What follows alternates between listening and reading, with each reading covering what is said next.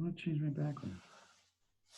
Well, welcome to the Bladtcast. How do you know it's a Bladtcast? A little extra loud, isn't it? This is very exciting.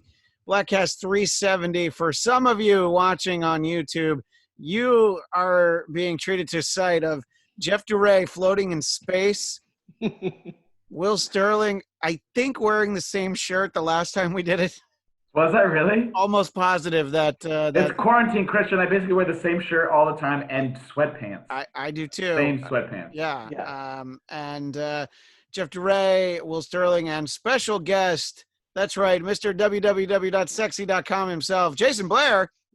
Hey, I'm so glad to be here. Actually, the Bladtcast, you're right. I wore the same outfit, I think, for about 4 days, but I figured I'd break the Bladtcast. I hope that you wear a Bladtcast shirt most days. I was going to say. I wear it all the time. It comes in very handy for mowing and weed eating. Oh, wait a minute. Washing the car. Yeah. That's a collector's item. You should treat it better than that. So, Jeff Duray, for those on YouTube, you're floating in space. I actually don't know how to do that. Is it an easy thing to do? Yeah. Or? Yeah, it's just under your settings and preferences. No, I'm not going to do it because use whatever picture you want. I like to show out that show off the fact that I'm in the bunker. In any case, you guys might not know this, but the Bladtcast is always sponsored. Today's episode is sponsored by beer because water is for pussies. Whoa. And Jason, I think you actually gave me this beer like 2 years ago or something. Yes, I did. Yeah. Yes. Space Station Middle Finger. I missed Space Station Middle Finger. I saw it and I'm like, oh, that's where perfect. I am. Yeah. And if things get really crazy, I'm actually going to drink an IPA, nice. Hoppy Kaye from Lone Rider. I miss that stuff. I got to say, I've not found the beers that I like here in Texas yet. Every state's got their own thing now. And you know, I kind of found all the good beers in Indiana. And, sure. You know, then you move to a new state and everything's all new. You know, you kind of miss the days where there were like national brands. But, you know, sometimes you can try and find a small regional micro brew called Bud Light. Right. You might be able to find that. I've actually been drinking 805. It's sort of moved. All the Californians are moving to Texas, so they're bringing 805 with them. And we're bringing our 805, and we're bringing our coronavirus. So enjoy that. Right. Speaking of California, Jason Blair is here because 1, he is a Bladtcast super fan.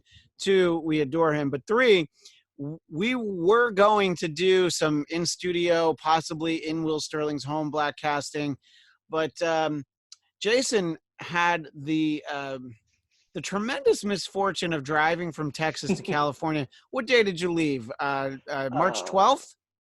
Around there, I think. It was the Thursday or the Friday? Yeah, it was that Thursday night.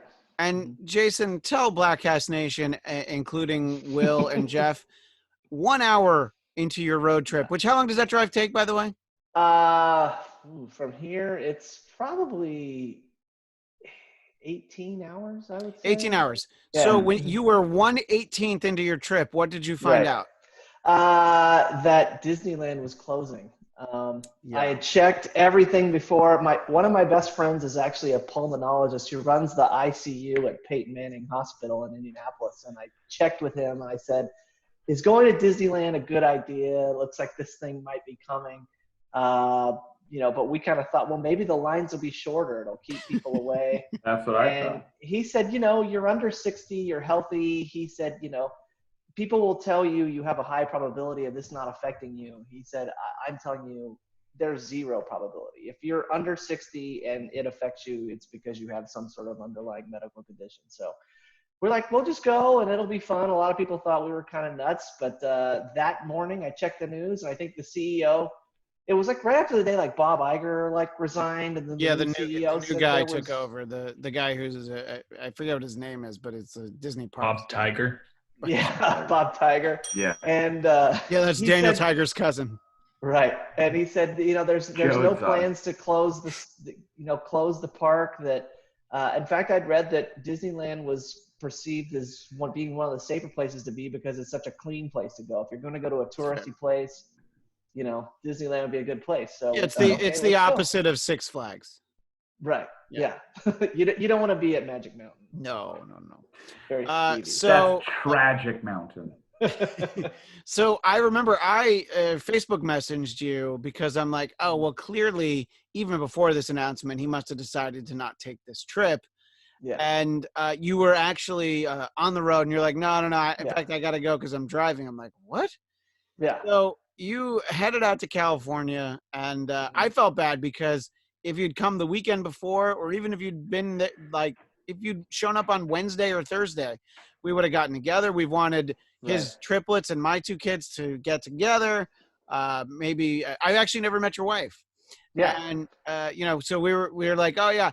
And then it turned into like, oh no, we can't really see anybody. When I come to California, I always want to try to get out there because I have family out there. I went to UCLA, so I got a lot of friends in the area. It's usually a mad scramble to try to rush to do everything we want to do in a week and just try to, get it all in. And then we got there, and, as soon as Disneyland closed, I'm like, well, I don't know.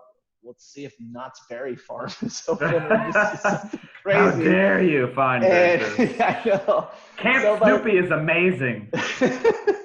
So by the time we got there, the one thing that was still open was the Science Center downtown. Oh, yeah. I love the Science Center. Coliseum. So the Scientology Center? Yeah, the Scientology Center. Bad move. The L. Ron Hubbard and everything. But it was crazy. So we went down there that morning because they said they were going to be open in the morning and then close at like noon. Huh. So we rushed down there and saw the Space Shuttle Endeavour. And it was so weird because we're in downtown LA on like a Friday and there's nobody on the streets. I mean, it's just like wide open traffic. And then we, after we went to the Science Center, one of my big clients is Landry's Restaurant Group. The guy who owns it owns the Houston Rockets, and he owns a bunch of restaurants. And so that's been a little bit, nerve-wracking for me that, they're all kind of closed up. But we went to Claim Jumper over there in Burbank near your house. Literally right down the street from my house. Right down the street. And we got over there probably like 4:30 on like a Friday. And I felt like Will Smith in I Am Legend. Like it was nobody on the 134. We pull into this building because they had not closed restaurants yet. We walked in, the salad bar is empty, obviously. We're the only people in there in the parking garage or anything. And the bartender comes up and she says, I said, "Are you open?" She goes, "Yeah, we're open. But, I just want to let you know, I'm your bartender, I'm your waiter, and I'm the cook. I'm the only person in here." And whoa. So I was like, oh, this is probably not going to go very well because it was our first day there. You're like, great, okay, we need 4 rounds of shots. I need this. We're going to need this. We're going to need this. Also, I need you to clean this up. You just start giving her all these tasks. Yeah. You had an opportunity to be a real dick, and you decided to be a real dick. Yeah. So I remember I checked in with you a few times, and I was like, because there were differing degrees of the time you were here. I think the day you got out here, the first day, if we tried to get together that day, it would have been all right. But really, and we've talked about this in the Bladtcast before, that Friday, which was the 13th, go figure, is that was the day that we went to pick the kids up at school. And as we're picking them up, they're like, oh, yeah, we're closed for 2 weeks. 2 weeks, air quotes. And we're like, what now? What's that about? We need to be able to leave our kids somewhere. Right. We can't have them at home. Are you crazy? And so, and then the problem, of course, becomes what sort of information is consumed by people in your household as to how worried they are, the friend group they talk to, how concerned they are, and so it turned into pretty early on, I was like, yeah, I'm not going to be able to see you while you're out here. Right. But Will, we were talking about getting together at your place, sort of that. Yeah.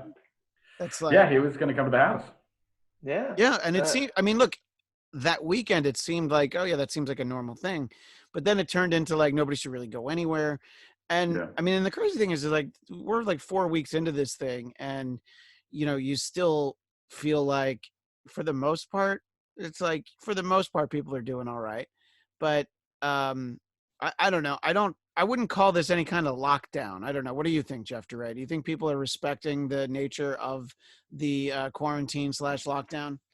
Yeah, I'm sure a lot of people are, but I think the shitty, unfortunate reality is that the several people that aren't, well, not even several, like the many people that still aren't, are fucking it up for the rest of us. Because it's like one person, let's just use a pretend hypothetical, definitely not a real person, who, let's say, went from Salt Lake City, one of the hot spots for COVID, and drove to Los Angeles, another hotspot for COVID, and was trying to come hang out with me today. And, Today? Yeah. Today? Yeah. On March 6th. Yes. Wait, My what? mom's birthday, by the way. Happy birthday, Mom. Huge Bladtcast fan. I know she's watching. Wait. So my buddy, the one whose a condo I rent, was like, "Oh, I'm in town," and I didn't even respond to the text because I was just like, I just want to chew you out for being fucking retarded. Like, for the fact that I don't go for long walks with my dog because I'm like, hey, this is the responsible thing to do. We'll get through this. I'll take her for a nice long hike and everything will be copacetic. And he's an asshole who's like, pictures of him in Wyoming, pictures of him hiking to go snowboarding, and now telling me he's here. And it's just like, you're such a stupid fuck. You're ruining it for everyone else. And there's so many stupid assholes like you. I just hate you so much. And I feel like they're doing enough damage that it undermines what, like, 100 people could stay at home and one dickhead like him could spread it to everybody anyways. Yeah, I mean, look, I think that for the most part, people are staying in, and you'll go. Like I did a grocery pickup today, although they say you're not supposed to go shopping anymore. But I picked it up. I ordered it ahead, and you're like, oh, everybody's wearing the masks. I even had one on. I meant to wear. I meant to wear mine for this, but I forgot. Sorry. But in any case, and you're like, yeah, this is all great, but it's not even like 100 people stay home and like one goes out. It's like 100 people stay home and like 20 kind of go out. You'll see pictures of, like I went to the Burbank Farmers Market over the weekend to the horror of a friend of mine, but it was like so spaced out like you had to you couldn't stand near anybody. And I was just like, like I went to a farmer's market the first week of all this. It was like the only place I could find eggs, so I'm like, whatever. But then you see pictures where they're crowded. I saw pictures of this fish market outside of Washington, D.C. It was just like incredibly crowded. And his head floats off into space. Yeah. So in any case,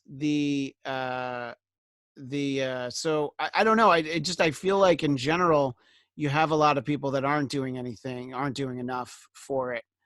But there's Jeff. They didn't he's even respect got, me like, the before I full- wore the mask. He's even got like the N95 real deal thing. Yeah. Before I put on the mask. Yeah. I know the Bane mask. I don't trust any of you. You shouldn't. dirty. You shouldn't, by the way. Dirty. So Jason, you're in Austin. What level of shutdown is there going on there? Because it kind of depends where you're at.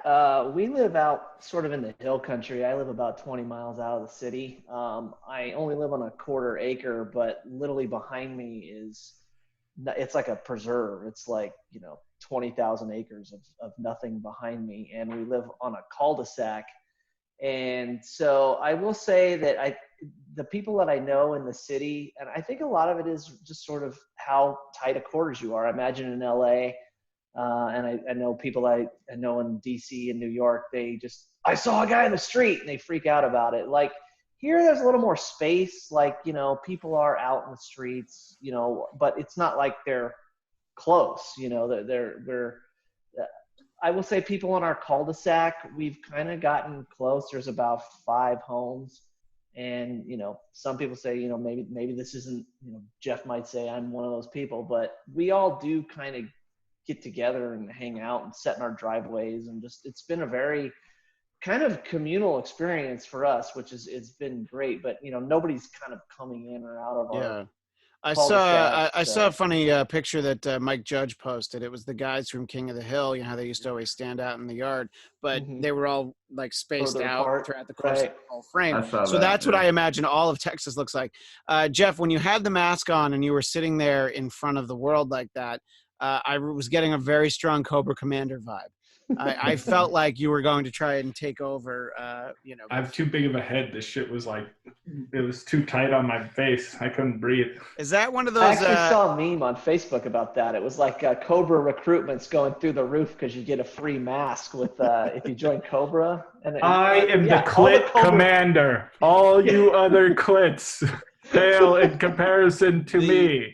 You know Wow, what? And the we thing got about a Cobra Jay and Commander, Silent Bob references. the thing about Cobra Commander is that he had two masks. He had like the metal one and then the hood too. Yeah. Which I don't know about that hood. What did that say about some of the groups that he was a member of or whatnot? Cobras have hoods. Yeah.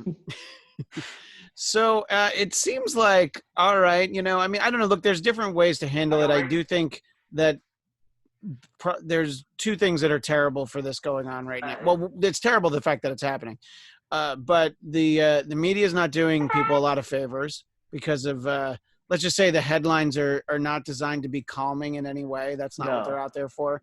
And Facebook, because Facebook, and by Facebook I mean all of social media, it's very judgy, you know, and they're venting about things, and you're like, well, I don't even want to tell you, you know, what I'm doing. I mean, I've talked about on here that, you know, my wife and I, we bring our kids to another family's house a few days a week because we all work remotely, and there's just sort of this lapse a couple times during the week where we sort of need people to watch our kids.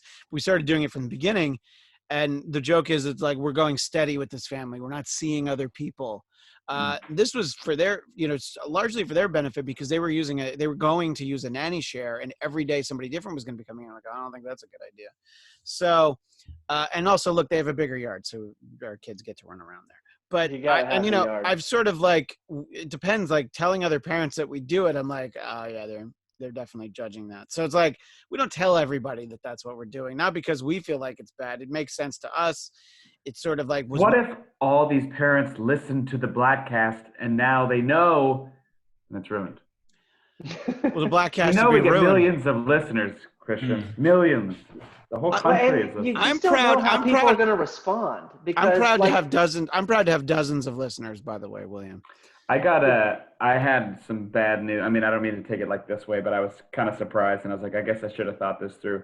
I got some bad news that a friend of mine passed away from cancer during all this, and a closer friend of mine who was much closer to her even than I was had called me to tell me about it. And I was like, we had plans to like virtual cook together, like just put up the phone and like just make food and just hang out basically. Cool. And I was like, do you want me to come over there? And he was like, yeah. And so we like ran through the checklist, like, who have you been with? It's almost like dating. You're like, how many people are you also seeing? Who have you fucked with? When was the last time you got tested? All these different things. Yeah. And, because Will, you're not decided, just visiting your friend, you're visiting with everyone they visited with. They visited. So I decided to take the chance and go hang out with him and make some food together. And I posted some silly videos of us on Instagram, and I just got, people were so mad at me.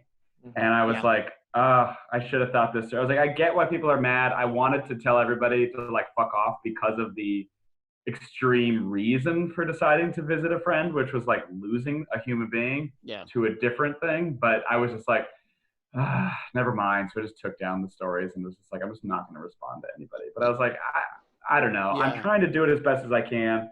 This was like an extreme, what's the word? Exception. And I probably won't do that again, I guess. You should have posted it as a flashback Friday. I should, yeah. You know what I mean? Like, remember that when we did that a couple days ago? That shit was crazy. Yeah. Like that you was post next to current newspapers. Yeah. That was so crazy. That was obviously pre-COVID. I should start doing that I should just start going and doing a bunch of dumb fucking shit and just TBT, FBF, everything. Yeah. And everyone's like, wow, he must have done it. I'm like, Disneyland's empty. So weird. Remember this months ago when no one was here? I know. Well, it's funny because like I think I only ever posted it to my stories, and I was thinking like, oh, I want to post a picture of Will and I from that Kiss concert, and now it's like, well, nobody's going to think that's now. Nobody's like, Yeah, no way. Wait, Staples Center's having a gathering with 20,000 people? No. Right, so. right. It's our ass. Exactly. No, look, I want to just go on record as saying I'm not like against anybody leaving their house or doing anything. I understand their shit. I think I'm a little aggro because my neighborhood seems to be a particular hotbed of stupidity. Like the street behind mine where I have to take Mary on her walks, there's like a tree that the couple days that it's been nice out because it's been kind of weirdly rainy to like also rain on everybody's attitudes out here. Sure. On top of everything else. The couple days that it was sunny out, this like group of Mexican guys that, because it's like a very Hispanic neighborhood, are just hanging out under the tree. And I'm like, no better way to describe this than when you see at like a Home Depot kind of thing. And it's just like, you guys are making a barricade of humans on a sidewalk during a pandemic where everybody's told to stay the fuck away from each other. Like, what am I supposed to do? And everybody in every house is out, like, doing yard work, running around, playing games, like playing ball and stuff. And it's just like, oh, none of you give two shits about this. Not even, I've been reading a lot that the Burbank police have to routinely go and chase people off of basketball courts that are very clearly closed, but people jump fences or go underneath police tape. The running track at Burroughs High School in Burbank was padlocked, but people figured out a way to go in there so that they can run on the track. So, yeah, people are definitely determined to do things. And, it's like, yeah, you have a lot of people that are staying in, but then you have enough who aren't. And it depends because people are getting the advice to stay home. But then you have it's not only churches, but you have various religious leaders that are like, yeah, well, we still have to, because it's Passover right now. It was Palm Sunday yesterday. Easter's coming up in a week. And Do you think that Florida does it on purpose, just like because they know that they're a joke? To be fair, Florida does everything on purpose. Florida has never done anything by accident. True. They've never done anything on accident. About their governor is saying, I loved the whatever tweet or wherever I saw this, their response was fantastic. But it was like, Florida governor says that he can't possibly close down churches and religious ceremonies because they're, quote, essential businesses. And the response was like, oh, so they're businesses. Good, tax them, motherfucker. Yeah, I did see that. It's like, if they're going to be open, then I guess they should be taxed. Jason, I believe your governor obviously played to the base and was like, well, no, obviously we're not going to close the churches because they tried. I think like mayors wanted some to. Counties said that churches had to close, and then the governor said that they are an essential service. He didn't say essential business, like maybe he did in Florida, but the governor of Florida is not very very suave. Yeah. He is. Wait a minute. Strip clubs are an essential service, right? So why can't we go there? A lot of it obviously is very, very random. Right. That's what I think is so funny about this whole thing is just seeing people from a political point of view, whether you're right or left, just seeing that there are so many people that somehow think that the government has some sort of overarching plan here. Like this is some big mastermind, well, this is how we're going to do it. We're all going to get herd immunity this way. I'm like, every single politician in this country they're just throwing stuff against the wall in a way. I mean, I know they get advice from the scientific community and stuff, but it's so ad hoc, it's really just ad hoc and people just, I get a big kick out of it. I mean, like our church, we're still, even though we can legally meet, I mean, it doesn't make for good PR that, right. No. So we're still doing it all online. Is your church doing like online services? Yeah. You can watch me every Sunday. I play and sing. So my mom kind of wondered because we recorded about 4 services in a row on one week, and my mom was like, "How come you're wearing the same thing every week?" I'm like, I just love how old people are now getting involved in social media and they're starting to really understand how this stuff works. And It's like, you should wear something different next week. I'm like, yeah. You know what? It'll That's make a for good good idea. behind the scenes when you're doing outfit changes between takes. Yeah, you got a costume change. Yeah, and Yeah. I mean, look, Continuity. and that's part of the part of the narrative out there is that it's like, oh, well, you know, the left wants the churches to be closed. That's why they're saying this. You know, like the empty pews means that they win. And I don't know who the hell I follow, but I see all this stuff on social media, and I'm just like, Yeah. if only houses of worship, and in their case, what they're talking about, if only Christian churches were closed, I'd be like, yeah, there's probably something to that. But it's like, well, no, everything's closed. And it's just like, you're not exempt from that because you're a gathering. And, no, by the way, not the gathering, which is the meeting of the Juggalos. I believe I thought you were that. talking about Magic the I was Gathering. going to say the card Magic the game. Gathering. No. The Gathering of the Juggalos, I'm going to assume is still on because those are clean folk. The fans Yes. and Clown Posse.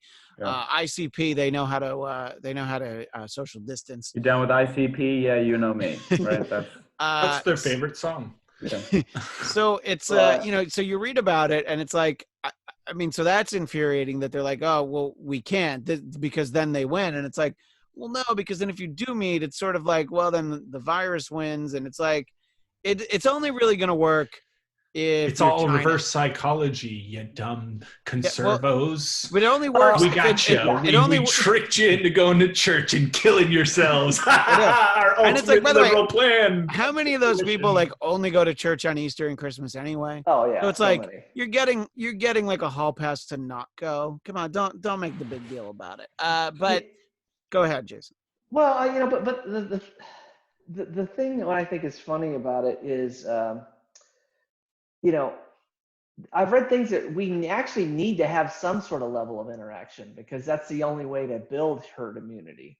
I've heard people totally talk about, well, we all need to stay in and hide from this thing so we all get herd immunity. I'm like, no, that's the opposite. No, I mean, I can understand making the case for have to have a low level of transmission. Yeah. So that people sort of generally get it and then everybody kind of gets immune to it. But if you do stay in, then you're not, it's like they're two different arguments. It's like you either do herd immunity or everybody stays in. I'm okay with the everybody stays in. It's just a great reminder of how little we need actual in-person interaction because look, we're doing this right now. I'm talking to you guys. This is perfect. This is all I need. I've done like 5 Bladtcasts in the last like week and a half or whatever. It's like, great. Just an excuse. It's you generate the content, you talk to people, it's like, oh, it's fine. I don't know. I find that people in general from what they're posting, they're much more social now than if this wasn't happening. They're keeping in touch with, people that they probably wouldn't be talking to as often. The only thing is and I think I talked about this in a previous episode is that people are doing things like virtual happy hours, virtual trivia night. And you can't say that you have something that prevents you from really doing it.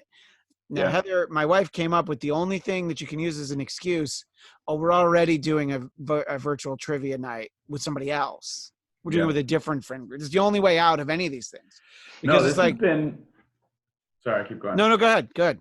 Another of the many benefits of having no friends. This has been the greatest opportunity to practice the power of saying no, because there's a certain friend who keeps inviting me to do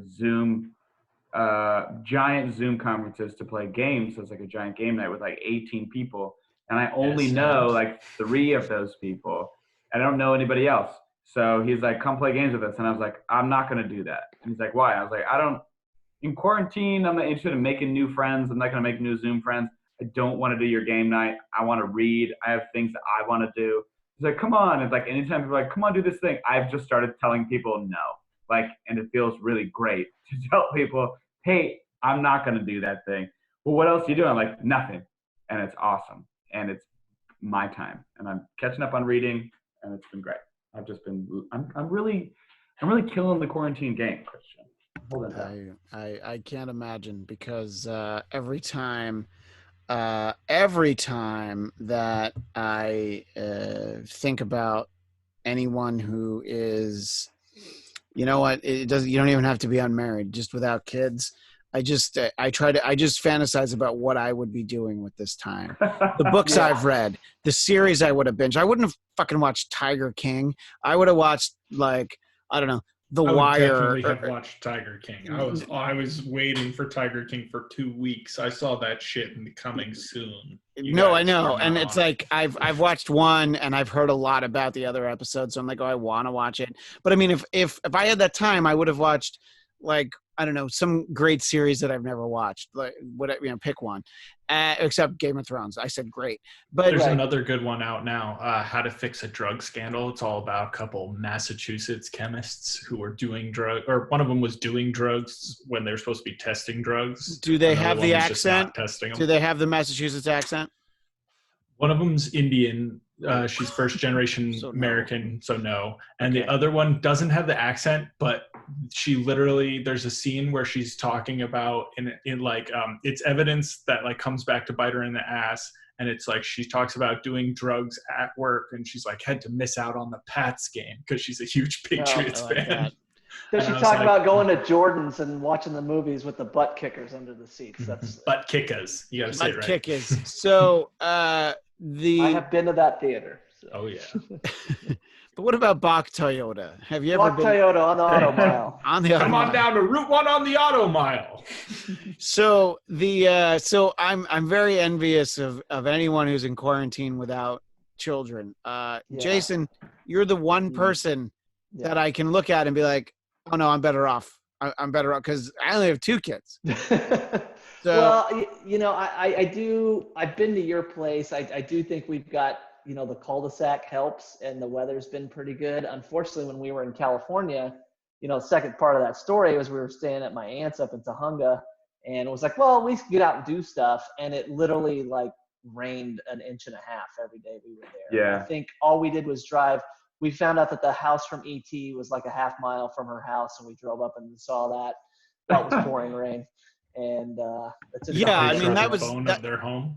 Yeah. the beginning of Quarantine Nation, at least in Southern California, it was like you were inside, it was raining, it was like you couldn't even go for a walk, even though they said go ahead, go take a walk. And you just could not have picked a worse time to I've beaten like 4 or 5 games. Yeah. But so you're working from home. The kids, they're 5 or are they 6 now? Yeah, they're 5. They'll be 6 they'll be starting kindergarten. We were supposed to have kindergarten registration last week, but obviously we got our registration done, and in theory, Felix will start in August. We'll see. Okay. Yeah. So I will say that working from home, it's definitely good that I don't have the commute. It frees up a couple hours of my day.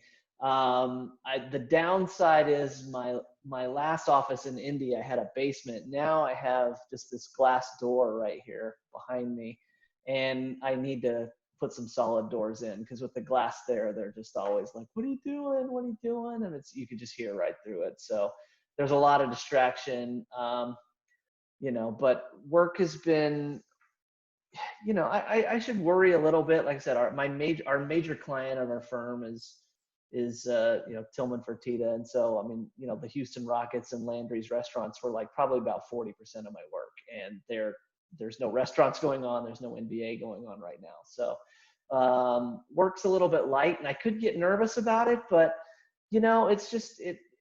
I've just been going out, working out in our garage in the morning, getting up every day. I will say our budget, I've always like, where does all of our money go? And apparently it goes to eating out because our budget got so much better in the last 2 weeks. Oh man. And then, but now my major client's a restaurant, I want to tell everybody as soon as this is over, go out and eat out again. But I'm starting to think a lot of people will be like, well, let me just eat at home now. Look, and I mean, it'll be a long-term. I don't know about out there. I mean, most restaurants are still delivering. So we try to do that. We've made an exception or two for a chain, but we try to get something from local places. And if you go through, like whether it's Grubhub or one of the other ones, they all take turns basically on having a no delivery weekend or whatever. No delivery charge. Sorry, not no delivery. That seems crazy. But so I don't know. Yeah, you can do that. This was something that in our previous episode of the Bladtcast, I was talking to Zia about, and I kind of wanted to ask you guys what each of you think about this. So we're going to use just a hypothetical here.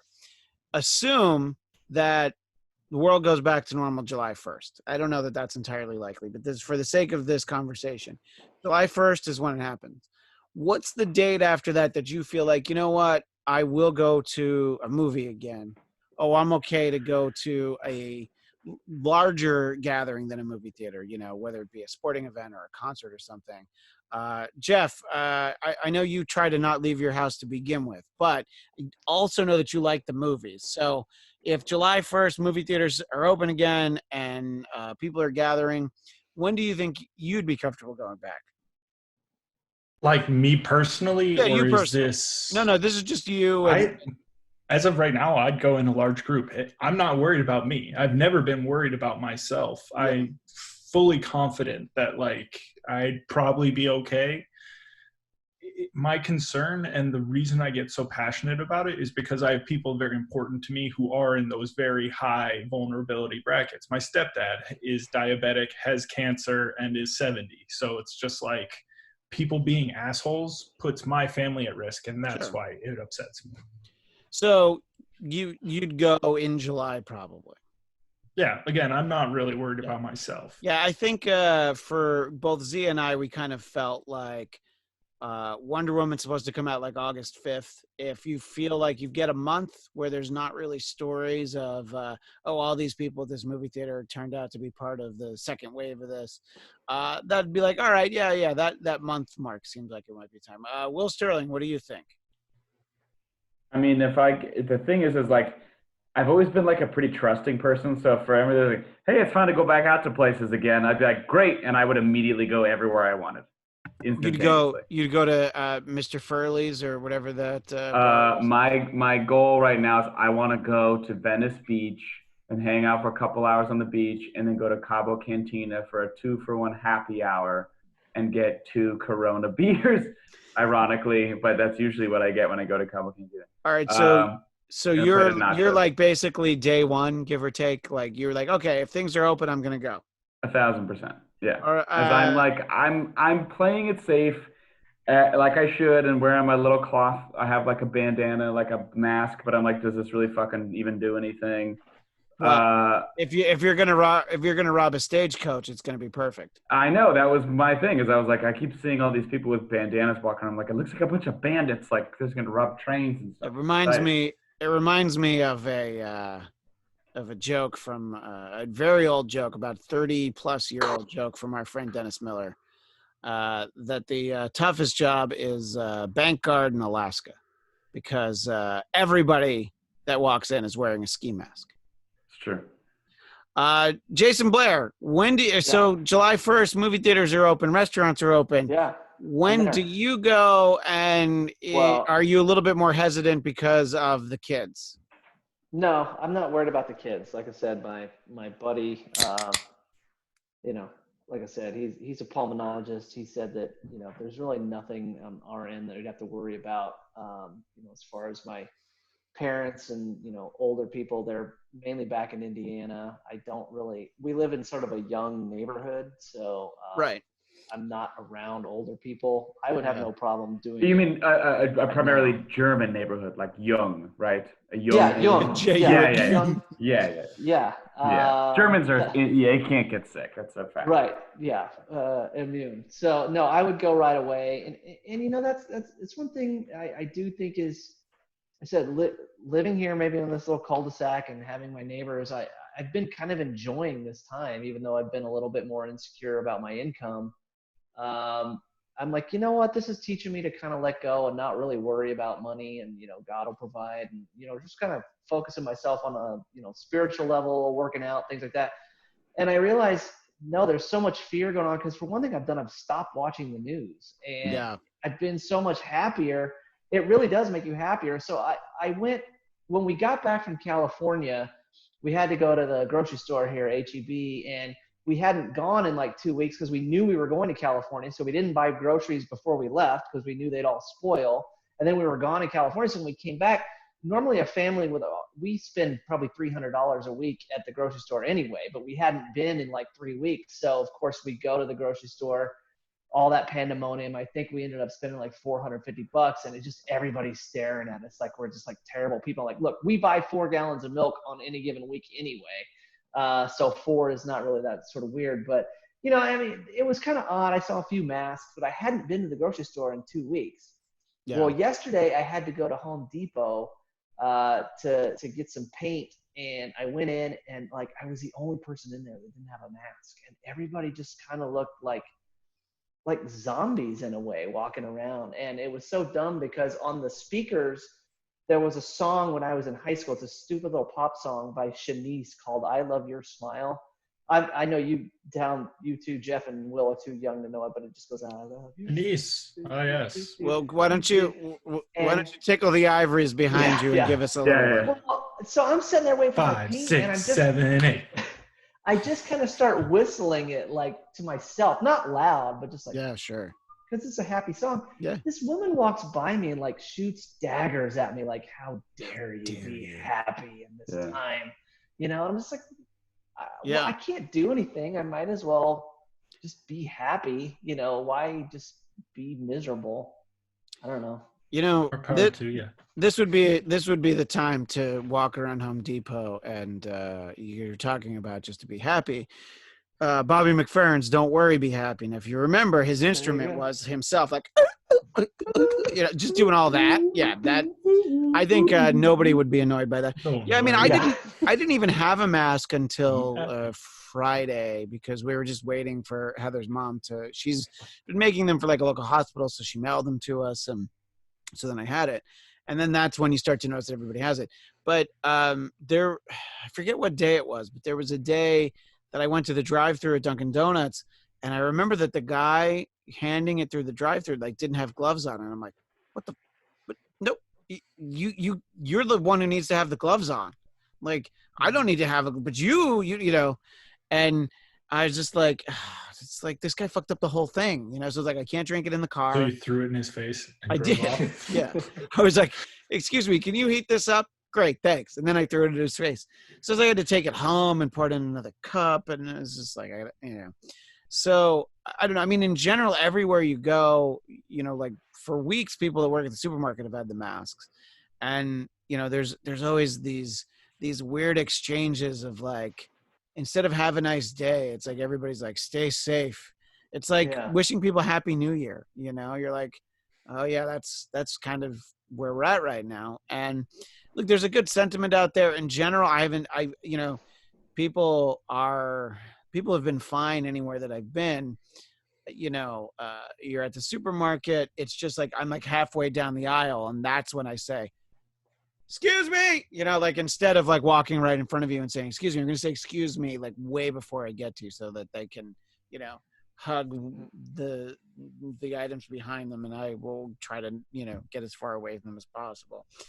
But I don't know. I think that there's a lot of like etiquette to this time, and I don't know if it's going to go back to normal. Like, do you feel like in a year, Will Sterling, I'll ask first, do you think if you like go to shake somebody's hand, they'll be like, yo, what the fuck? Maybe. It's tough because I'm a very, like, I hate nothing more than people saying like, what's your love language? But I realize how like much physical touch, like I like to hug people, and like I'm a very close like person. And so like when I saw my friend the other day, I was like, can we do this? Like, it was like so strange to wonder whether or not you could hug somebody. I would rather catch and fucking get COVID than not be able to like hug my friends. Cause like, I just realized that like, even on that one night, being around like one or two other people, even being like not always close to them, but mildly far away from them, was like so energizing and like so valuable that I was like, this is really, really important.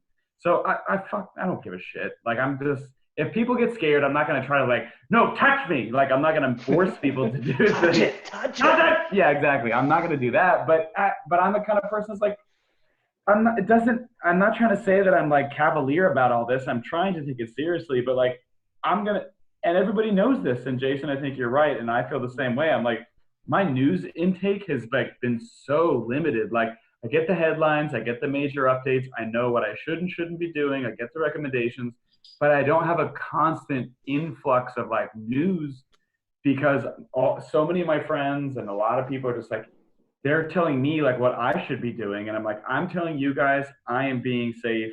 I'm not but really breaking the rules. I'm not a fucking idiot like Jeff's friend who's like driving across states. You know what I mean? Like, I'm not. The one caveat that I had was a friend because we lost a friend. I was like, if you guys want to get mad at me for this one thing, then you can eat shit. But like, for the most part, I'm ready to be able to be me and be with my friends again. And if people are uncomfortable, I will respect their boundaries. But like, I'm not gonna change shit. Like I'm gonna go. Like I need to be me. You know? Yeah. Yeah. Yeah. I totally agree with you, Will. Yeah. I'm the exact same way. And when it comes to the news intake, I think that's something that pre-corona and post-corona should be the case. It's like it's not going to make your life better to get that much news. And I've talked about this probably most episodes of the Bladtcast we've done during this time, is that I made the mistake once of watching the news before bed, and the only problem has been, doing prep for Dennis's podcast. I kind of have to gather some headlines. So like Sunday nights and Tuesday nights, I do look around in the news more than I wish I had to. But yeah, it's just like Heather's sister was talking the other day about how they get up and they put the news on and they leave it on the background all day. I'm like, no, it's exactly what you shouldn't do, because that's not going to make anything better.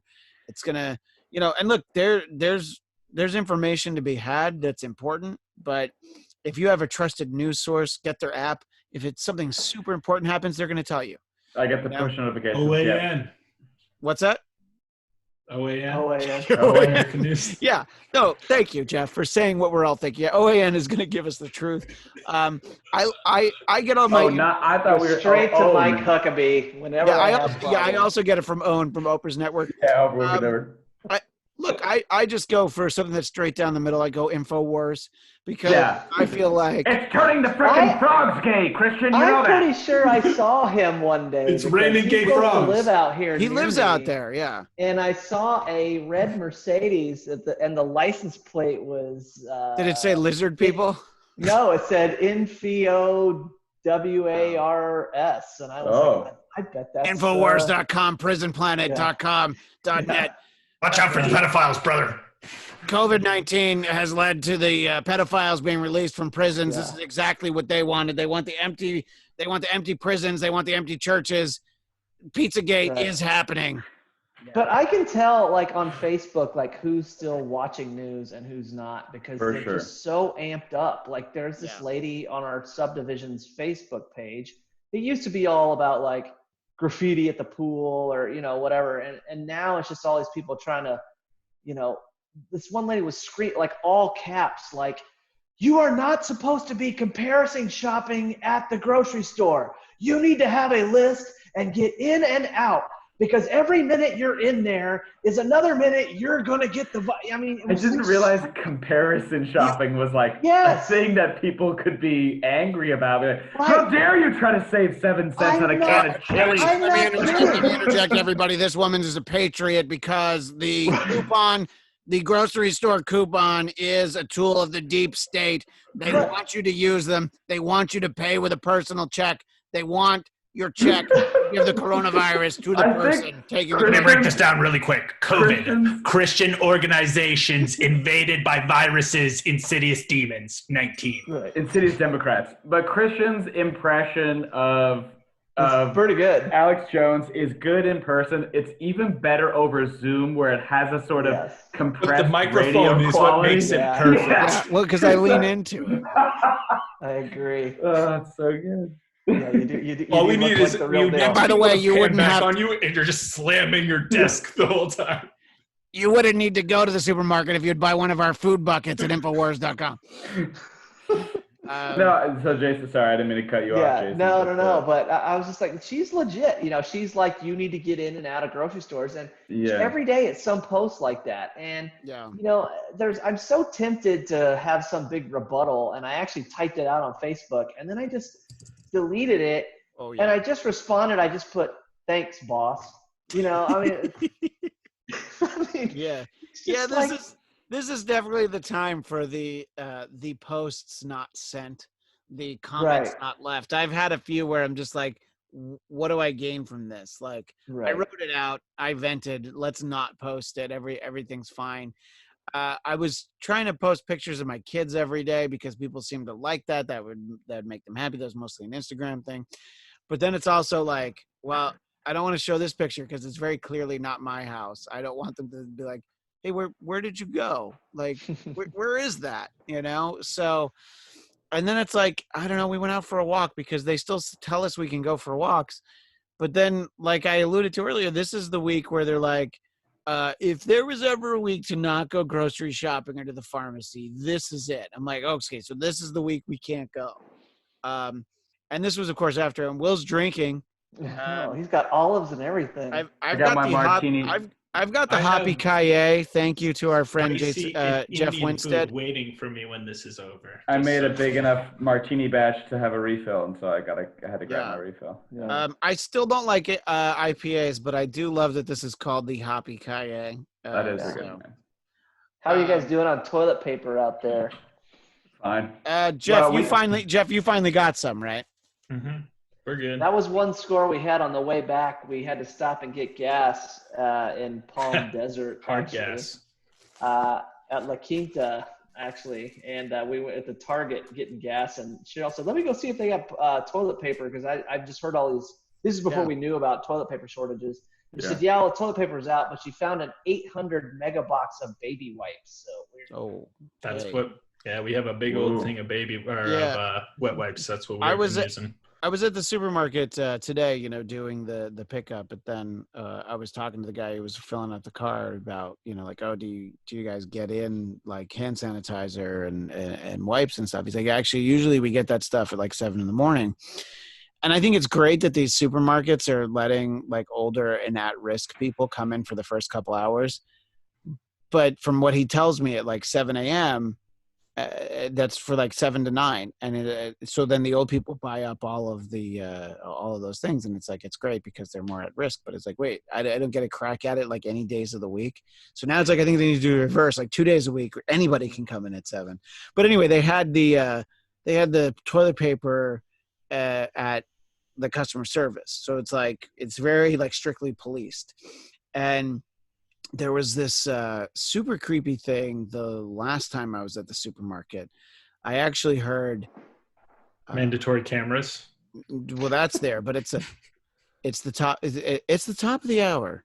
Office employees, wash your hands. Yep. And you're like, oh, that's some like straight up Big Brother shit right there. It's like war is peace. Love it. On the they ground, have diamond crystals in their hands. Yeah. On the ground at Ralph's, it's like, please wait here, like 6 feet apart from each other at the checkout lines. Like, they have the boxes on the floor. I've seen that. Yeah, the pavilions that I was at this morning, I've seen that at a lot of places. They had that at the farmers market. I have a point to make about the toilet paper thing that I've realized.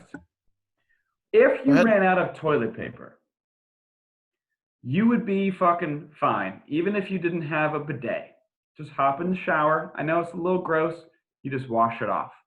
It's fine. It's fine. There's always a solution. Also, if you're that afraid of having to like wash your ass that many times, or like how many shits are you taking in a day? 4. And if it is that high, what are you eating? And you need to get your GI tract, everything on track. You need to stop eating so many DiGiorno's. When you go to the store to stock up on resources, stop buying shitty food. Start I have actively tried, and I don't want to sound like an asshole about it, but like to make quarantine, I want to come out of quarantine like the fucking fittest, most prepared, most mentally adjusted, ready to go person, because obviously everybody deals with these things differently, but I'm like, this is the time for me to focus on my mental wellness, on my health, on my body. I'm still working out. I'm like, everything that I can't let it go to shit, because if I do, then everything I need to be ahead of. So many people are going to come out of this, and I'm in the competitive industry, and I'm like, I need a leg up on people. And I'm like, maybe I'm a little crazy about this, but I'm like, everything is fine. There's always a solution if you're willing to step outside the box and think about it. The toilet paper thing is such a fucking ridiculous scare because you don't really need it. I don't know. It's Well, not like to the extent that people were buying it early. Jeff, do you think that this whole thing would have been worth it if at the end of it, Will turns into Fat Will? Worth it in Superman terms versus Food Challenge and Food Wins. I'm going to say no because I'm thinking in the long term. Now, Okay, I think fair. long term, I want him to make money so that I can mooch off of him and live Will in his Tourage. cool house. Yeah. Short I'm telling term. you, that's why I'm in the zone right now. Because as soon as come out of quarantine, the Will Tourage, it's gonna happen. Yeah. Short term, a nice fat Will would be a good ego boost. Little massage. Ooh, yeah. So Will, we've talked about on the Bladtcast, you have a lady friend in your life, but you guys It's not a lady friend, it's my girlfriend. A lady friend makes it sound like a friend with benefits. You know, You have no benefits to your friendship? Oh. There are lots of benefits, and it's a great friendship. She's a girl, so clearly there's no benefits. But what I'm sorry. Are you going to scrub each other's back at the YMCA? Do I have to say that that's a joke?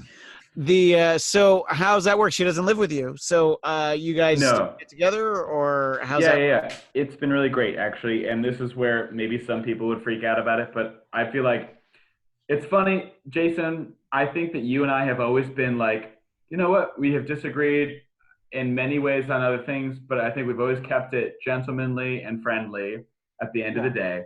Today, more than any other day, I think you and I are like on the exact same page. Because here's what we're doing. We're together like 316. Bam. We're together like 3, maybe 4 nights a week, and then we're apart the other 2, I don't know what, 3 or 4, depending on how we break it up. I'm at my place, she's at her place, and then, so whatever those shared nights are, we kind of trade. So we're either at her place, my place, or we're at each other's places. But we're not in the in-between, like going to other places besides Ralph's once a week to buy groceries. So, but everyone's like, you guys got to stop going so much in between your places. And I was like, you need to shut the fuck up. Who said that? The whole ridiculous. The stress of the news that makes people like, you got to stop. You have to limit the amount of times that you're going out to go places. I'm like, I'm not going places. I'm going to her place. And it's like, you're risking, and I like, people just grab words and go like, but it's at risk. You're putting people at risk. And I'm like, I think that you're just saying that because you don't actually know how to feel, and nobody gave you the tools and the skill set to deal with crisis. And weirdly enough, when it comes to a crisis, I think I actually do okay. And I'm not being lackadaisical or thinking all this is bullshit or a conspiracy theory. I'm just trying to keep a level head. And I do think I'm doing very well in quarantine. All those things considered. Yeah. What I've found is very interesting. Sorry.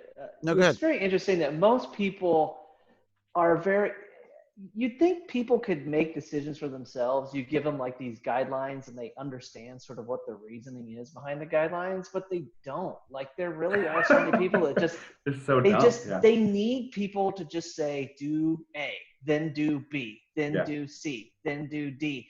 But they don't understand why they're doing A or why they're doing B. And therefore, when they come to a situation where, well, maybe this is kind of the reasoning behind this policy, they don't get it. So they're just like, well, we heard you're not supposed to interact with anybody. And then that's it. They don't have any kind of capability to say, well, and living a very legalistic life, and for me being someone who, that was one of the things. Who literally lives a legalistic life. Yeah. I mean, I'm a lawyer. I appreciate rules and words and things like that, but I understand that, one of the central tenets of, the New Testament, and not to get all religious, was that, Jesus was like, you guys aren't looking at the picture of why these rules are in place. All you Pharisees are just, you're following these rules, and you love the rules more than you love the meaning behind the rules. Right. And I think people just have a tendency to do that. Yeah. I think they all love turtles. You know about that one, right? Turtles. You mean the turtles happy together? wasn't there like a thing like old school where like if a woman was on her period, she had to like give some turtles to the priests to be able to like be clean enough to go back in the home? It's some weird shit. I love those. Those There's some weird stories. stuff in Leviticus. Yeah, like if you murder someone, you need to skin a If she dolphin. sits on any furniture in your house while she's bleeding, you got to burn that shit. Yeah. Well, look, that's just common sense. Let's it's like, oh yeah, sorry, I had my period on your couch. Well, great. Now I need to burn my couch and you. In any case, or my turtles. My turtles. From what we were talking about earlier, I wanted to share a text exchange I had with a dear friend of ours, Mr. David Bujensky, aka No. Dave. I asked him. Cactus This is my text. Cactus. Important question. Can even a global pandemic convince you to wear a condom? And he wrote back, no, LOL. As long as I don't touch my face, I'm good. With his dick? Yeah. Well, I guess he means afterwards. And I said, what about the load you shoot on her face? And he said, I would never. I'm a gentleman. Which means, of course, he leaves it in. So I do hope that we get to visit with Cactus Dave soon. But if I had to guess, he wouldn't let the camera turn on because, he would be in the buff. The Bladtcast can definitely derail that guy's career more than any of us. Oh boy, you are not wrong. We could really, not Jason Blair. Anything I do, it's fine. I mean, the other three of us. He's part of the amphibians now. He's good. Yeah, exactly. Part of the amphibian nation. It's the same difference as the lizard people. You have to watch out for David Bujensky. He is someone we cannot trust. We have a career set for you now. Whenever the DMO ends, this is going to be your new thing. Man. You need to replace it for whenever the Dennis Miller option goes. You just have to listen. Like all you got to do is get some of these impressions on Fox, and you can have the same career as Frank Caliendo. That's right. I love whom we saw perform live at the Laugh Factory in Orange County. That was like Bladtcast 2 or 3. Yeah, that picture of us. That is the official Bladtcast picture. Is from the Yard House. That's right. Is that was Irvine? Irvine. Yeah. And we had Frank Caliendo on the Dennis Miller option recently. Yeah, he was on recently. Yeah. He brought out a lot of the old favorites. He had some new ones, but I still love his Charles Barkley Knucklehead. Yeah, that's a good one. That was the time that Bujensky and I, on our way to a casino, this was good. On our way to a casino, stopped on the side of the road and peed on a Christmas tree that was left on a curbside in Inglewood, which is probably not a good idea. Did that break a little bit of your soul? Oh, no, it was fine. It was funny. And then we went to a casino, and Bujensky lost $100. If you know how to do Bladtcast math. If you do Bladtcast math, because I talked about the time that he lost $30. $30. Oh, sorry. $30. $10. $10. Yeah, exactly. In under 20 minutes, and bought us both old fashions right before he gambled, and said, "Wow, those $5 old fashions were really something, huh?" Yeah, good times. Yeah, I mean, I think that's fun. And look, we all have, Bujensky excess stories. I mean, Jason, you don't. You've never had the pleasure. I don't know. I feel like I know him, though. I lived in Florida for a few years, so I get people like him. Which is also like Jeff mentioned Tiger King. It's one of those things where everybody's posting. I was like, I can't believe these people. I can't believe these people. I'm like, I grew up in Terre Haute, Indiana. I'm pretty sure I know somebody who's exactly like every person on that show. Like nothing's really kind of blown me away by it, which is sort of, I don't know, odd. I mean, it's a little out there, but it's not like, oh, it blows me away. This is unbelievable. So I don't know what your thoughts are on it, Jeff, if you know people like that from New England. I don't know that I know a lot of Tiger Kings per se. I had a crocodile queen. Is that a joke, or did you actually have a? I had a friend who had an alligator, little baby alligator that was growing up. I think they had to kill it eventually because it was going to kill them. But yeah, I've had friends that had like the animals that they are not supposed to have and shit like that. I don't know that they were full on Joe Exotics. I think that guy is just fascinating and Oh, yeah. like in a very fun way. You know, it's the charisma and the fact that it's like when they tell you like, yes, these 3 straight men that he convinced to marry him, you're kind of like, Right. yeah, I could see that. Yeah. Not in like I'd get in on that. You're just like, Yeah. yeah, I understand how that happened for them. I've still only seen the first episode, but I've had a lot of that series just spoiled conversationally. In a There's way no that, spoiling it. You just it's not a way. I was gonna say it's not a way that I'm upset. Like, you know, just from memes and conversation and all of that. I mean, it's fascinating that that lady fed her husband to a tiger. You know, We don't know. Oil. No, Allegedly. She knows definitely all did. about how if you soak someone in sardine oil, they will eat a person.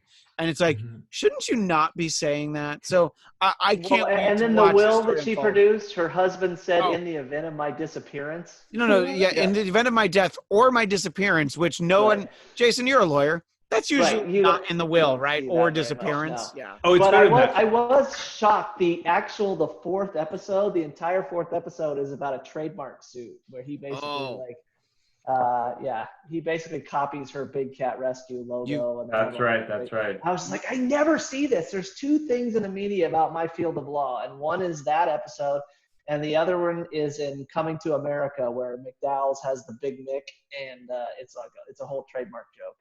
It's pretty hilarious. We're supposed to get a sequel to Coming to America one day. Yeah, it's happening. None of the movies are coming out when they were supposed to. No. So. Right. Yeah, it's a very strange time. Like none of us are doing any of the things that we expected to. You know, I mean, I'm doing all the things I expected to.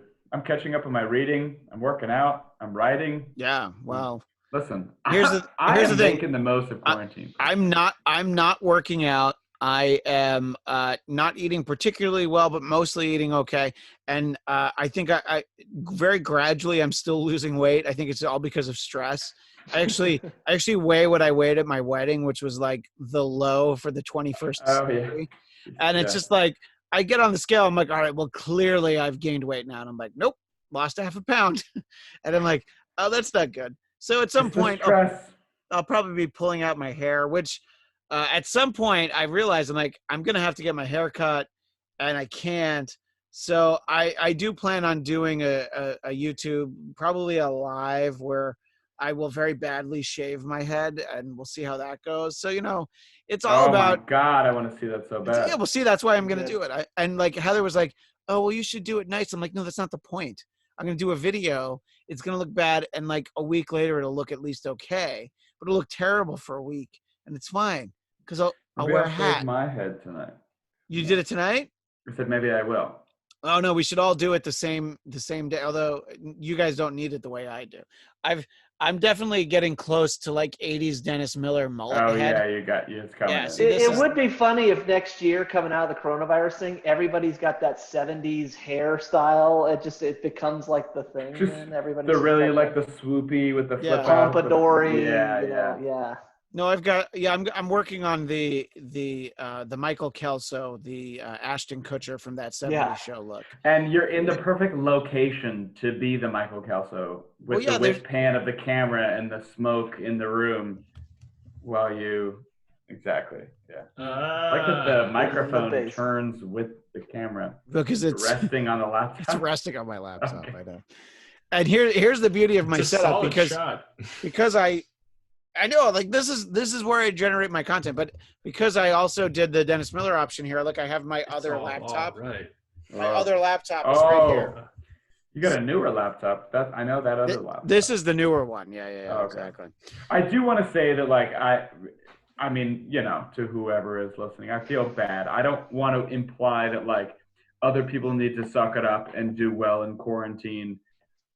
Jason, you got triplets. Christian, you got 2 kids. Like, everybody's circumstances are different. And I'm like, my circumstances are, yes, I got into a new relationship before the quarantine, but like, I'm a on paper single guy, no kids. Like, Jeff, he's not in space anymore. Oh my God, you're in space. I landed. But that's the thing is, I'm like, Pay no attention to the man behind the curtain.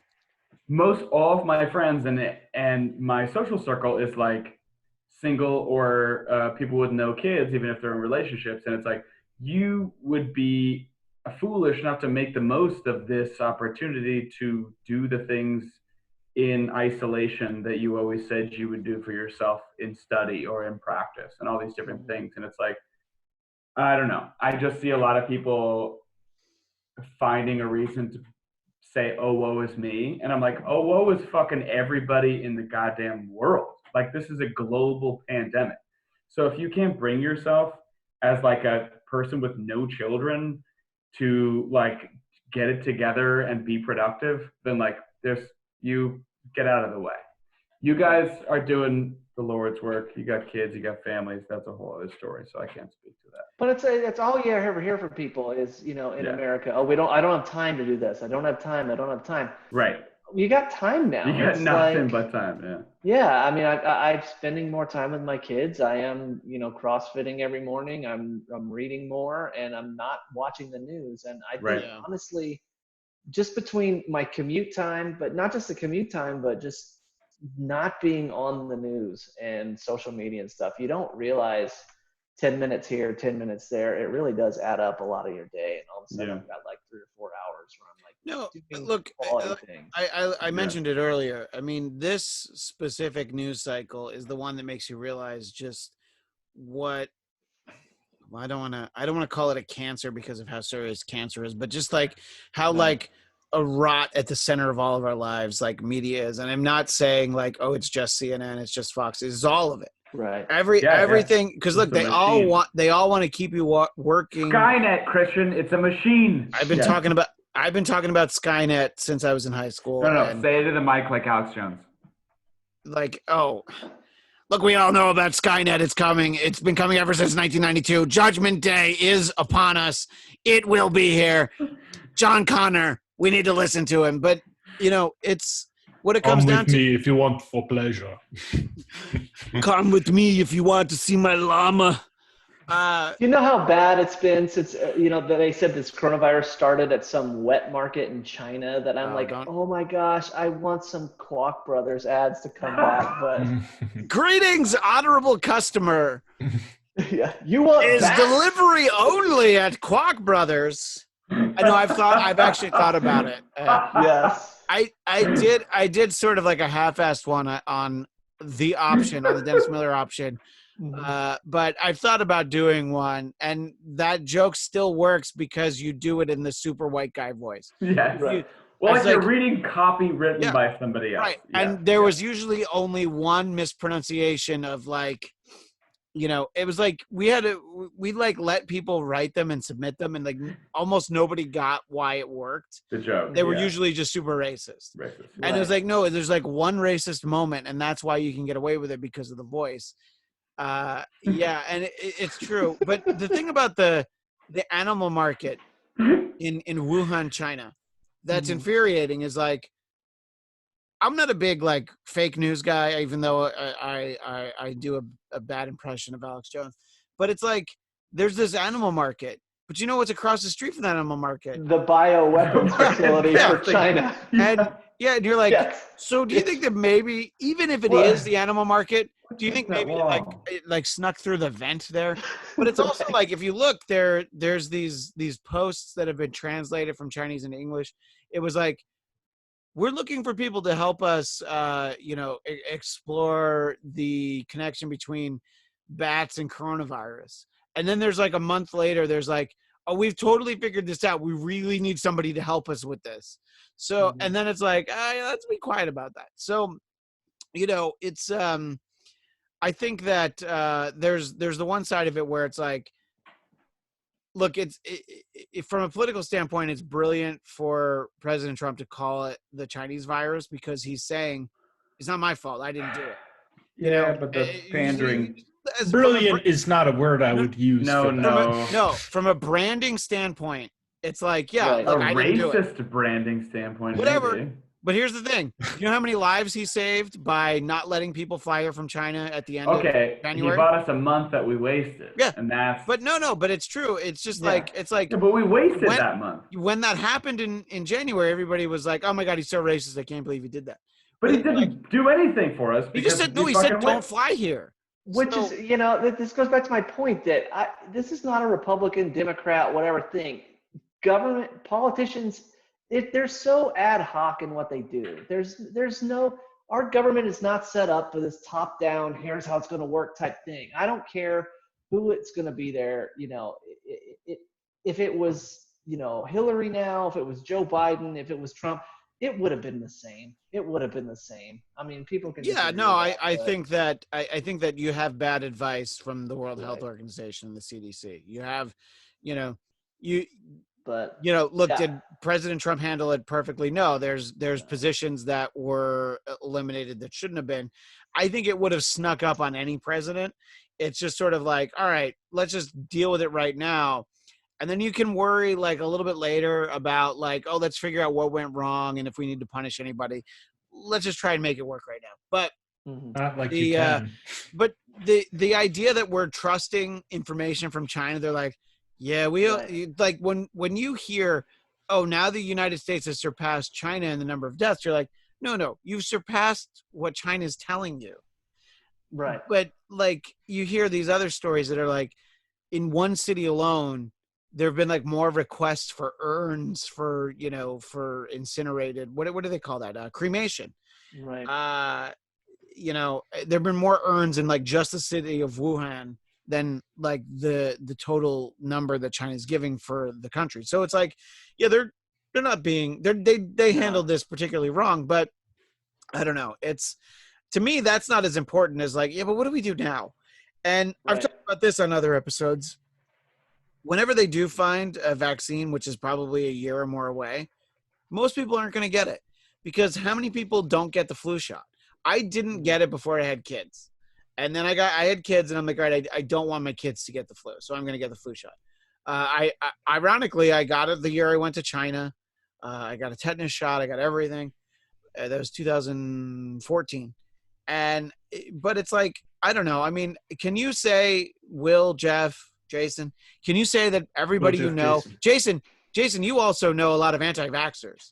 So So I don't know what the deal is since moving to Austin. Yeah. It's like half the people I know down here, they're all from California. And you're like, why did you move here? And they're like, we moved here because Texas is one of only 2 states that gives you like some conscientious exemption. And that's like the first reason they say. They don't say the weather. They don't say the taxes. They don't say vaccination. It's the very first thing. They don't say that. They don't say the barbecue. They don't say Tex-Mex. No, yeah, Heather has a friend from keep Texas weird by not vaccinating and letting syphilis run wild in your brain. I mean, I knew a few anti-vaxxers in Indiana, but I mean, it was just they were a rarity. You know, they were like, and here it's like you almost don't even want to bring it up because it's like 50-50 on what the person's going to say. And what I was going to say is that my wife has a friend that she went to high school with who her whole family moved there, and they are anti-vaxxers. So it's exactly what you're saying, from California to they live in Austin actually. But when there is a vaccine, people aren't going to get it. So this is going to kind of happen often. My question is, do you think there's a breaking point for the general public where it's like, I don't care what they say, fuck it, I'm going outside? To me, I think, I don't know, I'm trying to be optimistic, but I'm like, I feel like that point is August. And if they're like, no, you need to still stay in after 5 months, they're like, no, fuck you, I'm going outside, I don't care anymore. I don't think we get to August. I think that. Do you think it's June? I think June 1st is because, you know, when they first said we're doing this and everybody was on board, it was a 2-week deal. And, you know, it's one of those things where, yes, you know, look, if we knew this would work, if we knew what we were doing was going to save thousands and thousands of lives, everybody would be on board with it. But there's not a lot of data, you know, there's a lot of conflicting data, you know, where there needs to be a debate if this is going to be something that goes on for months and months, that okay, are there other options way to do this? Can we just quarantine older people? Can we quarantine at-risk people? You know, you pretty much shut down 80% of the American economy. And I know you want to say, oh, you're gonna trade dollars for lives, but you know, you get to this point where it is people's livelihood that, you know, you can't just make this entirely about healthcare. It should be that should be the majority thing, but there are issues of liberty, there are issues of, you know, economics, and you know, people start losing their jobs, and you know, pretty soon people feel desperate. You know, that's why, you know, people like Will and I, we want to, you know, make ourselves improve, but a lot of people are just wallowing in despair, saying, well, I'm just going to make it through this 2 weeks. Well, then the 2 weeks come and goes. Well, now it's going to be, Yeah, we're you know, talking 8 weeks, 9 weeks. Yeah, exactly. right. You know, and it gets to the point where I know, like in Indiana, they haven't done it here yet. They're still telling us that we might be back to school in the 1st of May, but up in Indiana, the governor just said no more school for the rest of the year. I mean, I know friends that might have high school seniors. They're just destroyed. There's no prom. I mean, it's your senior year. I mean, you're never going to get that back, you know, and pretty soon, like I said, my work is slow, but I've got enough to keep me busy. But if this starts going on for, you know, they just keep extending it, and there's no really kind of public debate. It's just a decree coming down. I'm surprised we've had as much compliance as we've had, because honestly, from a legal standpoint, a lot of the things they're doing, they don't really have constitutional authority to do. It's just Right. we go along and do it. I mean, people forget it. one of the freedoms in the First Amendment. They always talk about freedom of religion, freedom of speech. Freedom of assembly is in the First Amendment. There's not been a lot of Supreme Court cases on, you know, who are you have a right to assemble with, but they are limiting our freedom of assembly. Is it a good idea? In this case, yeah, but and you know, that's, we've just taken this without any kind of public debate. So if this goes one of on the past points. June, Go ahead. Sorry. Yeah, one of the points I wanted to bring up with you is sort of like, look, there's the idea of like, okay, yeah, there's the idea of the common good. Like, yeah, you shouldn't all be congregating on. Look, they had to close the hiking trails. They had to close parks. They had to close a lot of stuff in LA because people were just, they weren't My just girlfriend going. lives at the entrance to Runyon Canyon, and that was like our last bastion. We kept our distance, and then they closed it. We were like, but we respect the closure. You know, I was like, I'm not going to be like pissed about it. Like some people were like, what the fuck? And I was like, I get it. You know, it's fine. Yeah. And look, I feel like in general, I feel pretty good about some of the regulations. Look, you hear about like in New Jersey, there was like an engagement party with like 50 people, and there were all these kids all over on the lawn. It was just like people treating this like it's exactly the same as whatever 2 months ago. Yeah, you need to kind of break up those gatherings.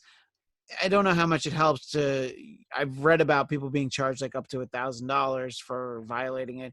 It's just more of like, all right, move along, nothing to see here. But Jason, as somebody who follows, you know, somebody who obviously knows the law, are you worried about, okay, this is okay, but here's the point where we've gone too far and that's what we have to worry about? Or are you confident that we as a society, we as Americans aren't going to stand for that sort of a thing? I don't think we will stand for it indefinitely. I think that, like I said, I've been surprised that we've had this much compliance. I think it's a good thing. I think it says a lot about the American people that we've kind of gone along with it. You know, but I think the idea was sort of, okay, let's just shut this down until we figure it out, because we know this is bad. We're going to figure it out. We're going to get the data, and then we're going to present you with our plan. And I think that was kind of what was sold to the American people. And I was like, okay, we can go along with that for a little bit of time. But then, like I said, the 2 weeks come and goes, and I don't see, there's all these different reports about, well, now the curve is this. And there's no, here's what we're going to do. Here are the target numbers we've got to hit before this happens. And this is why we're trying. It just all seems so, like I said, just thrown together. And that's what I really think it is. I just think it's kind of, you don't want to be the governor of a state that sort of allows your state to stay open and then there's a higher death rate. So you have an incentive to just say, well, I'm going to close it all down and keep people safe. But there's really not much legal authority to do this. And I think people pretty soon are going to be like, look, we've been doing this for several weeks now. You know, my kids are driving me more and more crazy every week. I mean, they're getting, you know, my kids are getting crankier. They don't understand why they're not back at school. They don't understand. They don't understand this stuff. And, you know, as long as this continues to go on, I just think it's just a pressure cooker. And there has to be some sort of, okay, here's what we're doing. We're going to open this up, and there's just no way. I think that if this lasts till August, I think there will be major riots. And yeah, well, listen, if they fucking push Wonder Woman 1984 one more Right. time, I Yeah. will fucking No, turn they over every table they in pushed the it world. once. They can't do that to Gal Once, Gadot. twice, three times a lady, and the lady is Wonder Woman 1984, and you give her movie. Yeah, and I come on. mean that's one of the things is it's like the sort of the most upsetting is the idea of like kids Last trying to of wrap Us their heads 2. around it. And, you know, like Felix asking me, oh, you know, he basically said, hey, when's the Easter egg hunt? Because there's like a big like community Easter egg hunt. And I'm like, oh yeah, we're not going to do that. We'll do one at home. It'll be all right. It'll be fun.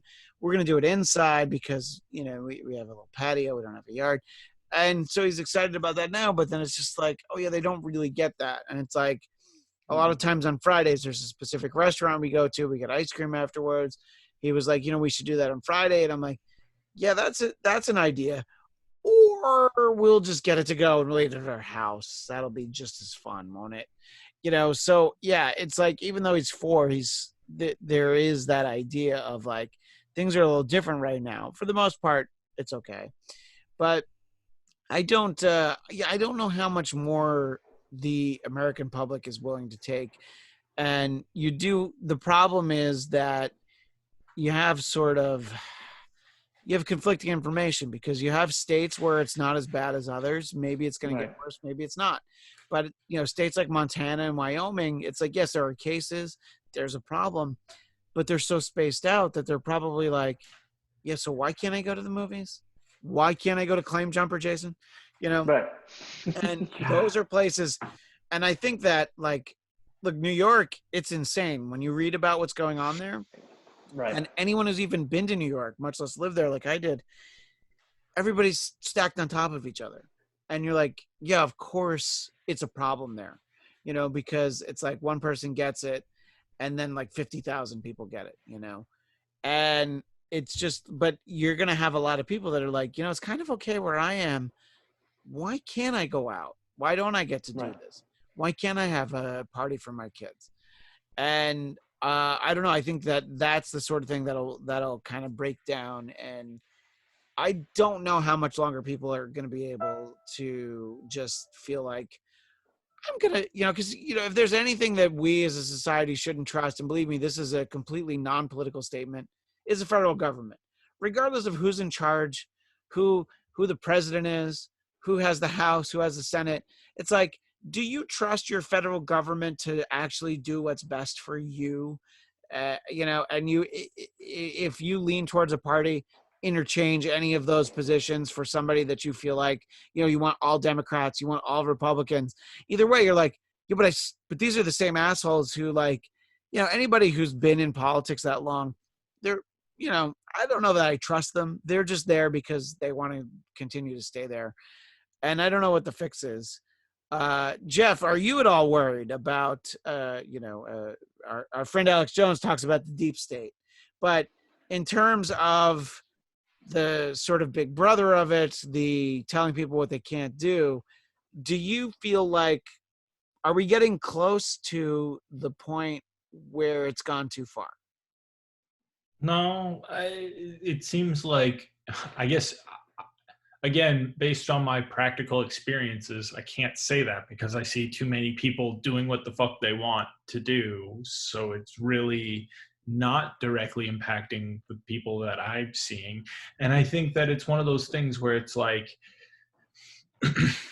maybe I shouldn't go this far, but it's just like, people should be a little bit ashamed of themselves if it has to go that far. Like if the cops have to come and break up your thing because you're being so socially irresponsible and just like don't care about what's going on with the rest of the world, then it's just like, shame on you, man. Like, come on, just so many people thinking that like, well, this was my one time to have my shower. And it's like, oh, your meaningless made up Hallmark holiday thing where we can all buy you more things and more things up on top of that. Like, just, it's so dumb. It's so self-serving. It just, people need to understand that this is a time to do things that are bigger than yourselves. That's why it's like, I think there's a lot of good things in religion, especially Christianity, about serving others and doing things, being of service, right? Which is why when you then see like, yes, this religious service where they're all going to come in and do it to themselves because we can't survive without your tithings. It's just like, yeah, go fuck yourselves. This just it just sucks. Yeah, I don't know. It's in general, you see people being good during this time, people that have the right intentions, and then you have like your friend that you're talking about that's doing a cross country trip, and you hear about, obviously we heard about the people who went to spring break in Florida because they didn't close the beaches. You hear and about that's all how these I got AIDS. I knew it. Yeah. I totally knew it. Yeah, Will knew that as soon as he came back from his pee break, we'd be talking about AIDS.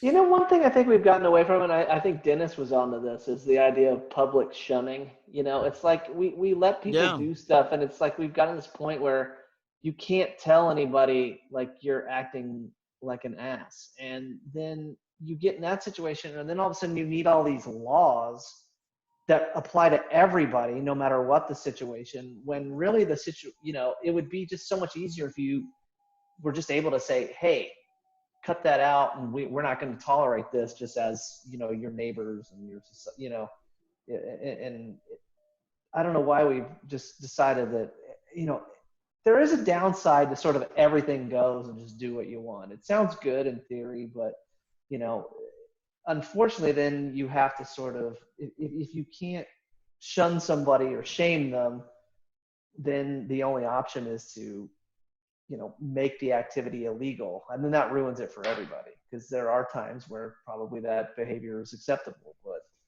other times it's not. So I have a character I'm workshopping called Jeff Freedom, where it's like a Billy in the Streets type thing where I interview people and I ask them like about their freedoms and their rights and whether they want those things. And then I do the thing that I have based on that right that pisses them off the most, and they have to deal with it because Jeff Freedom. Jeff Freedom. Jeff Freedom. So, I like it. As we start to wind down here, and thanks to everybody for being so generous with your time. If you're posting this video onto YouTube like you did last time, I will. Yes, I will. Me leaving the microphone is because I had to pee so bad because we were recording for an hour and a half and I had a couple of drinks. But now I notice you have like a projector or something back behind you. Oh, you do have a projector. Oh yeah, and let's talk about a couple of things. Right there, that's the projector. Yeah. We need to live tweet the Daredevil director's cut, the Ben Affleck Daredevil. Yeah, next Wednesday. When did we settle on for that? I already forget. Wednesday the 15th at 9 p.m. Yeah. Keep choosing these 9 p.m. Pacific. Well, that's because it's after I put my kids to bed. And what about Jason Blair? It is so late. And I'm not even on Eastern time. I just can't. I can't try to do anything before that. It's Jason, what are you, 2 hours ahead? He's Central Time, so he's 2 hours ahead. It's 12:30. Oh my God. And then we need to live tweet Kiss Animalize Uncensored. Oh yeah. Oh God. And what about the following one? I've had an additional thought of Kiss Unplugged. So so we're gonna have to line up a lot of, because Will and I had a fun live tweet. It was basically us and Kevin Scott, and then like a couple other people. There were a couple other people when we did our live tweet of Kiss Alive. But I actually didn't care that there were like 5 people doing it. That's what I love. I love how intimate it is. It's nice. It was fun. And we're doing this because we want to do it. And I don't know. And we just do a Bladtcast where I just take requests. Right? Oh, I love that idea. Are you a fucking dueling pianos player? Can I just do that stuff? Yeah. Really? No, I can do it. God, Maple that. rag.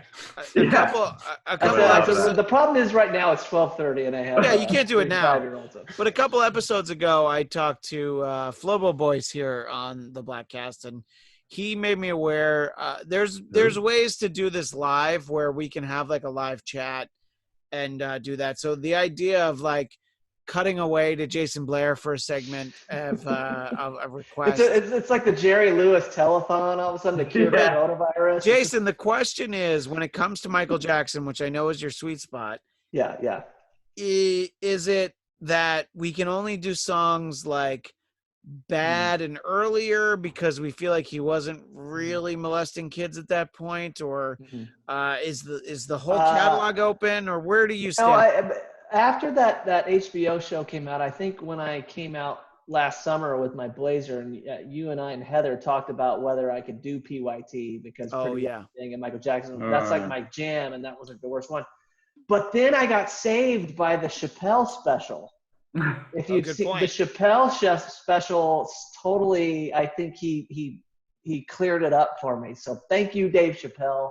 My karaoke career is back on track once this whole thing gets. It's funny because there's a really fine line. There's people who believe, like, for Michael Jackson, it's like, okay, so the album Bad is okay because they felt like it was the tour. I can't do this. This is the same as how we treat social distancing. People are like, well, this is where I draw. I'm like, listen, you either say you disassociate and you separate the artist from the art and you like Michael Jackson's music. You don't say there's a cutoff in the year. You don't say this is where I stopped liking it in 1990 or 1987. I'm like, fuck off. You have to own up to what it is that you were saying and thinking and believing and feeling. Right. I can't.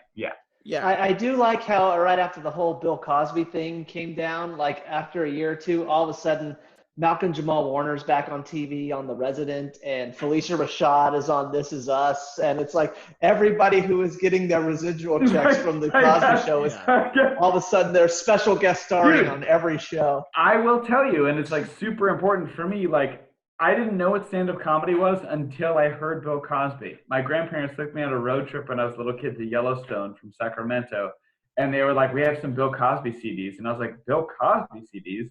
Does he like make music? Like, no, he tells jokes. And I was like, fell asleep to him, and when you woke up. Yeah, all right, Jeffrey. But anyway, the idea is that like this shit breaks down and it's terrible and it's tragic. And in history, way too many artists are fucking pieces of shit. And what are we going to do? Disignore Wagner and Mozart and Beethoven and all these people for all these different things? We can't do that. I have a suggestion for a solution. Too drunk, and I think I took us on a tangent because I think I'm drinking too much. Wait, Jeff has a solution. What's your solution, Jeff? I'm riding the wave of me and Jason being on the same page all night. Yeah, I feel really good. I agree with what Will said about disassociating like the art from the artist, because you can enjoy a movie that's well made by a horrible person. Like they can make a movie well that doesn't, However, the easy solution is when these artists commit these crimes, just arrest them and prosecute them correctly the first time, and then don't have to worry about ones that he made while he was touching boys because he's in jail after that. Yeah, that's a great example for a movie that a lot of people find problematic, which is Chinatown, Roman Polanski's movie. The movie's brilliant. Jack Nicholson's great in it. It's a wonderfully written script by Robert Towne. Robert Evans was at the fucking height of his powers as a producer. Right. But you point to it and you're like, well, this was like a couple years after the Manson family killed his wife, and it's before he raped that girl. So it's like the movie exists in like kind of a sweet spot. And it's like, you can like disassociate yourself from his later movies if you want, but he hadn't done that yet at this point. And you could make that point for Woody Allen. It's like, there's a point, they're like, well, Woody Allen's 70s movies, what are you going to complain about? Nobody's trying to defend Curse of the Jade Scorpion. Or the two Jakes. Yeah. Yeah. Oh, the two Jakes. I haven't watched the two Jakes, not because of Roman Polanski's allegations and the fact that he fled the country, Just that I've heard that it's terrible. It's not good. Don't watch it. Yeah, that's what. And as much as I love Chinatown, I'm like, I think I'm gonna stay away from the two Jakes. You can watch a good movie by a bad person, but the question is, if a good person makes a bad movie, then can you associate with that person anymore? No, fuck them. That's that in itself is an act of treason. That's a great question. I'm trying to think of the person become the art, and if the art is bad, is the person bad? I'm trying to think of like who is the person that is so good that you'll give them a pass. I never thought of it that way. I think anybody who's gone to see any of those Kirk Cameron movies, it's probably because they like him so much. If Tom Hanks tried to sell me some finger painting he did, I'd probably buy it. Be like, yeah, sure, whatever you want. Hanks, I actually have a couple of Tom Hanks finger paintings. Yeah, wow. Tom Hanks finger paintings. They're over there. Yeah. I'm more of a fan of Chet Hanks, his son, who's not Colin Hanks, but the one who's the rapper, who sometimes does interviews with like the Jamaican slang. I'm a Chet Hanks guy. Chet Hayes, excuse me. I was gonna say, what the fuck is man? Okay. Purple haze. Well, anyway, we're an hour and 40.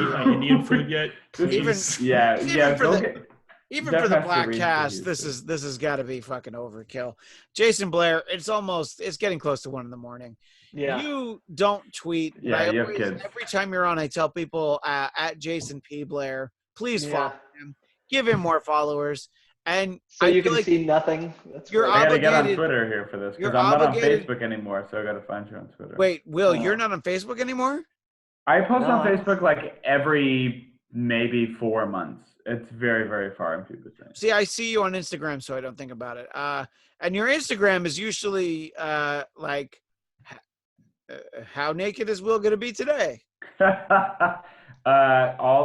Christian, I just like being naked. I like being various forms of naked. I like being. I would too. Listen, it's quarantine. Anything goes. Okay. I'd be more likely to get on Instagram than Twitter, so I probably need to. Are you on Instagram, Jason? I have an account, kind of like my Twitter, but I think if you have a Facebook account, you just have an Instagram account. But I need. Facebook owns Instagram. I love nothing. I love nothing more than when Facebook had all these like Cambridge Analytica things happen. Everyone was like, "I'm getting off of Facebook. I can't trust it anymore. Find me on Instagram." And I was like, "You know they own all your information." Yeah. Oh, cool, fine, whatever. Yeah. No, trust Zuckerberg. I trust Instaberg. I need to start doing that. So start looking for me sometime on Instagram. I'll figure out what my screen name is at some point. Take some videos of you playing the piano. Yeah, I know. We're gonna have you utilize that piano in the near future. Jeff DeRay, you're on Twitter at Jeff DeRay, but more importantly at DeRay_Jeff, right? Yes. Those are my most important tweets. Yeah. Well, there have been some good ones lately, but there were some good ones, yeah. I'll try to get high enough to do more tweeting. Wait, since when do you get high?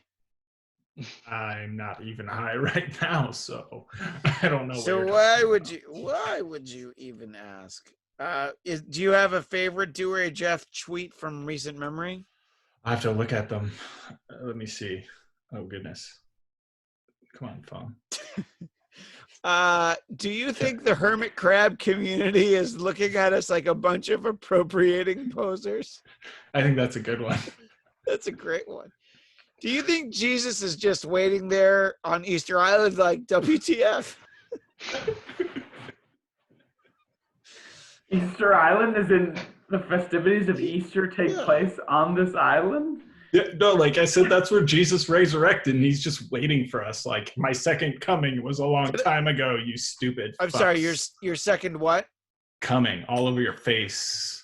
Did I read this one last time? Fans of 90 Day Fiancé, keep an eye out for my coronavirus-inspired spin-off, Two Fortnite with Foreigner. I think I read that on the last Bladtcast. That's a good one. There's another one that it doesn't make as much sense if you don't read the article, but talking about Tom Brady. Yeah. When Tom Brady went to the Bucs, he didn't ask for control of the offense, any specific players, the number 12, until he did. He just asked for his teammates' phone numbers so he could spam them with TB12 text blasts. Because then there's a thing about how he's hawking his supplements as helping people's immunities with coronavirus. And I know we've gone incredibly long, but Jeff, how do you feel about Tom Brady signing with the Tampa Bay? And him renting Derek Jeter's house. Yeah. Tom Brady's renting dead. Derek Jeter's Wait, house. Tom Brady's fucking dead to you, bro? Tom Brady's dead to me. Tom Brady signing with another team ruined his legacy in Boston. And I know we're all being nice about it right now, but the truth is, in our hearts, we hate him and we see him as a disloyal piece of shit. And so now all the times that we defended him, we're like mad at ourselves for. And I think the even worse part is, especially here with the obnoxious LA sports community, like I tried to talk to people being like, oh, okay, so is Tom Brady still a cheater? Is he still deflating balls? And are you going to investigate him in Tampa Bay? And they're like, no, he's fine. Nothing happened. No worries. And you're like, oh, so wait, all of a sudden nothing ever happened. That's wonderful. I love it. So are you finally going to agree with me that Peyton Manning was the greatest quarterback of all time now, since Tom Brady's dead to you? So. No, absolutely not. No, I mean, the greatest Tom quarterback Brady of all time. becomes a Tampa Bay back in it. Honestly, nothing makes me more happy as a non-sports fan than watching sports fans melt down over something that to me seems inconsequential. Like you had so much money and so much fame and so much success, and then this one sort of minor bullshit incident happens, and everyone's like, what the fuck do we do with ourselves? We can't fucking handle it. Oh my God, Bach Toyota, no, I'm gonna get my fucking car. Oh God. Ah. And it turns out that like actually at the end of the day, because of Corona and everything, technically nothing matters. So just like fucking man up and just go about your life and take care of yourself, take care of your family, and stop being a bitch. I mean, says the guy who got upset about when comic book characters got reset improperly. So we all have our things, Will. We all have our things. I don't think that you phrased that strongly enough, Jeff. I want to hear a more specific. Yeah. Now 52, how outraged you were. Wally West, how he was brought back and now it's not good enough. Comic books. Just look at it this way. Now that Tom Brady's in Tampa Bay, he's ultimate Tom Brady. Ultimate douchebag. How it works. Like, and Jason, when you circle back to your statement about Peyton Manning, I mean, arguably he was a traitor. How could you not hate him? At best, no loyalty. At best, Peyton Manning is the third best quarterback in his family. If Cooper hadn't gotten hurt, he'd be the fourth best. But you know, Cooper was a wide receiver, but Cooper's son. All right, you guys are all forgetting that LeBron James has a Space Jam sequel coming out soon, and that's actually one thing it's we gonna did be so bad. When we were stuck at my aunt's house in Tahunga. We watched Space Jam. It's amazing. It's amazing. That's what we did. It's amazing. Well, thanks to everyone for sticking with us for what is getting just frighteningly close to 2 hours. But that's the fun we have. We don't do this often. Hang up? Is that the way to end this? Yeah. Leave meeting. It just basically leave meeting. Yeah, I know, because these Zoom meetings are supposed to end after 40 minutes, but they were like, good news, we're extending it as long as you want. So I'm like, great, because that's how we roll here at the Bladtcast. And if you want to follow the Bladtcast, it's on Twitter at BLADTCAST. Like the Bladtcast on Facebook. And for all your Bladtcast needs, please go to bladtcast.com. But more important than any of that, follow at Jason P. Blair on Twitter, because no one does. I just looked it up. I'm following you on Twitter. He just doesn't post. Yeah. Well, for I could say for all your IP needs, go to fleckman.com/Jason Blair. But I'm going to post the video version and then the audio version. Somewhere in there, you have to retweet it. You have to post, and then you can let it lie dormant for 2 years. Yeah. In any case, thanks to our guest, Jason P. Blair, who it is now close to 1 a.m. He's got 3 children sleeping in that house. I hope you feel like it was worth it. Was it worth it to stay up this late? They'll be up very early. So exactly. We'll no, it was fun, guys. I appreciate it. Well, thank you. And hopefully the next time you are out here in Southern California, we're actually able to visit. We'll have to come back because I've got Disneyland tickets that I got. Oh, yeah, that's a good point. You do have to. I'll be your kid. Do you think you could cheat it and sneak me in as your. What am I gonna leave one of my other kids at home and I can swap you in? Yeah, they're fucking babies. They don't know what's going on. The kid ticket is only like $10 less than the adult ticket. It's insane. Will Sterling at Will Sterling _ One day the motivation report will come back as the unmotivation report, but that's not yet. There is a title, but I'm not revealing it. I know you're not revealing it. And one day there'll be a sequel to Superman Ultimate Dimensions, or did I make that up? Superman Relative Dimensions. Yeah, I corrected myself. I figured it out. Yeah. And of course, I'm Christian DMZ. We had so much fun. It was what about so Jeff long. DeRay? Oh, you already Jeff said DeRay Jeff. at DeRay _ Jeff. Yeah. And of course, Infowars.com, PrisonPlanet.net. Make sure to buy the food buckets. Pure silver. It will protect you from the coronavirus. We will see you next time on the Bladtcast. Thanks, everyone. End meeting for all. Well, I have to stop the recording first and then end. Okay. I don't know what would happen if I ended meeting before I stopped the recording. Bye. Bye. Thank you, guys. Appreciate it, guys. Bye.